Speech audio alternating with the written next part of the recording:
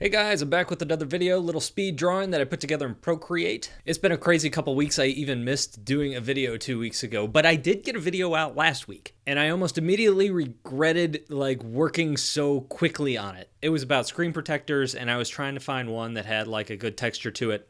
And I should have picked up some matte screen protectors. I ended up getting the glass screen protector, which you could watch the video. They were great screen protectors, but they didn't really add any resistance to my pencil, and I didn't really like what it did to the lines. It made them a little wobbly. So anyway, over the weekend, I got these matte screen protectors, and I'm going to be putting those onto my iPad.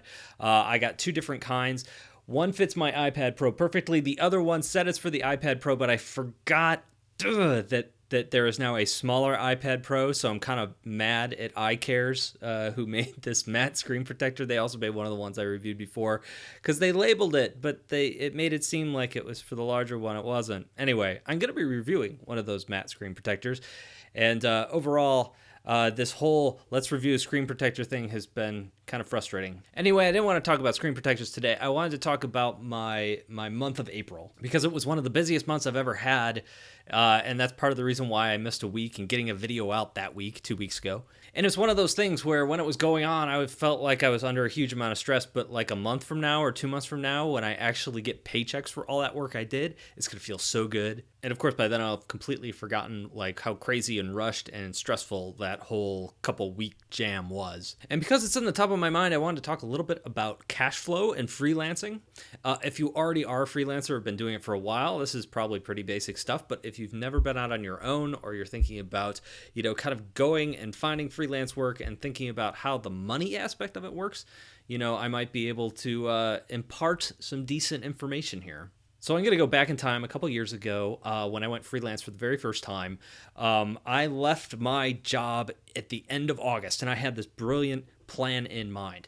So when I left, I was the only person working in my family. I had a little daughter at the time. I have a wife. My daughter's a little older now. So is my wife, but don't tell her I said that. And so one of the things I really needed when I left my job was health insurance, and I had to pay for that myself. Previously, my employer was paying for that. And so what I realized is that my employer paid for health insurance premiums at the beginning of the month, which means if I left after the first of the month, I would get that month, which would be September in this case. That September would have been paid for from a health insurance standpoint. I wouldn't have to pay my health insurance until October, which almost would be like a free month of health insurance for me if I left my job at the right time. So that was my plan. It was August. It was almost September. And I put in my 2-week notice, knowing that it overlapped into the beginning of September.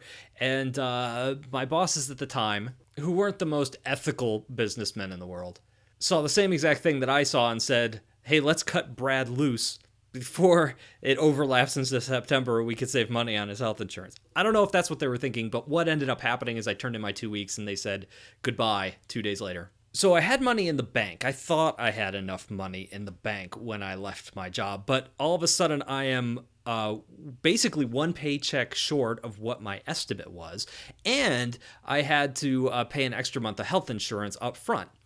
The other thing I did not know at the time is that the health insurance company I was using required me to pay the first 2 months up front. You're usually paying a month ahead in health insurance. I don't know if that's still the case because I've been paying into the system for so long. But at the time, that's what happened. So all of a sudden, I chewed through almost a full month worth of savings right out of the gate. Now, here's the crazy thing about cash flow and freelancing and stuff like that, at least the way I work. The work I was doing in September, and I didn't have a full plate because I had just started, but the work I did in September, I billed at the end of that month. So on October 1st, I wrote out the invoices to my clients and I sent them out. And of course, those invoices say, hey, pay me within 30 days. So at the end of October, they're paying me for the work I was doing in September. So I get a check in November for the work I did in September. So what I vividly remember from that experience that year was that the month of October was awful. We completely ran out of money. My best laid plans were gone. And so we were really scraping by.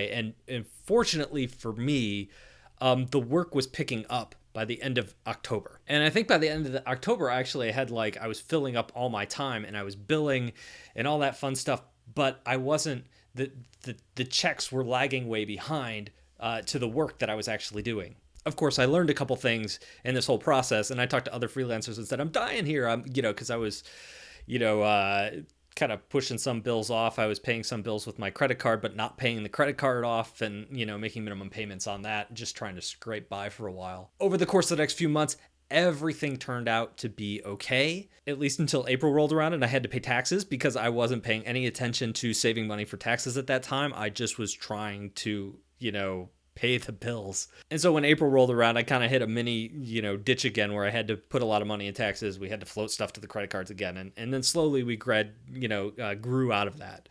So the big thing that grew out of this learning experience, those first few months or that first year of freelancing, was how to diversify my cash flow a little bit when it comes to getting paid by clients. Now, there's a couple ways that I get paid for projects.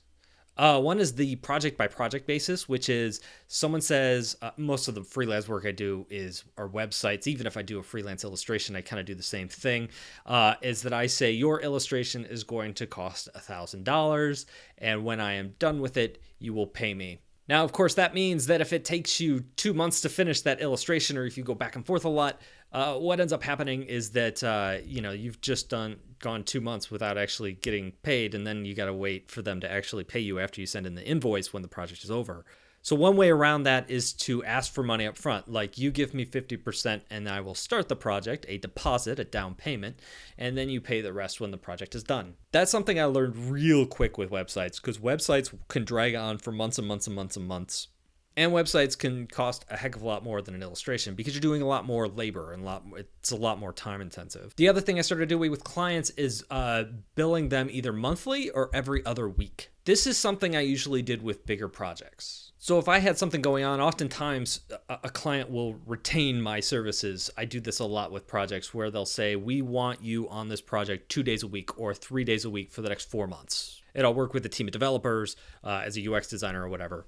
I rarely work this way as an illustrator just because illustrations tend to be a one-off thing. But this is the type of thing where I like to bill every other week or even every month. Sometimes with these bigger website jobs, another thing that I will do is, instead of doing, 50% up front and 50% at the end, if it's a really, really big job, sometimes telling a client, hey, giving me a huge check at the beginning is kind of scary for that client. It's great for me because I get a huge chunk of change. But the client doesn't know, is he going to take this huge check and just run away? Is he going to just ditch us? We don't know what his work's like. We've never worked with him. He's got a great portfolio. It comes well referenced, but we don't know.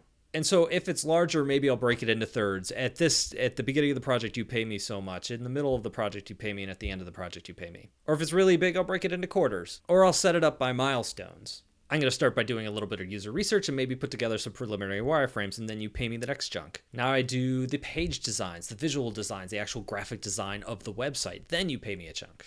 Then we implement it, and at the end of that, we launch the site, and then you pay me the last beats. One of the great things about freelancing is that I get to decide on a project-by-project basis how I want to bill that. So when a client comes to me and talks to me about something, I can just off the top of my head think, how do I want to structure this? So anyway, maybe this was helpful to you. If it was, let me know in the comments. I'd like to hear more, or if there's a specific question or something I didn't cover very well or only kind of breezed over that you want more detail on, let me know. I'd like to hear from you. And I'll see you in a week or two.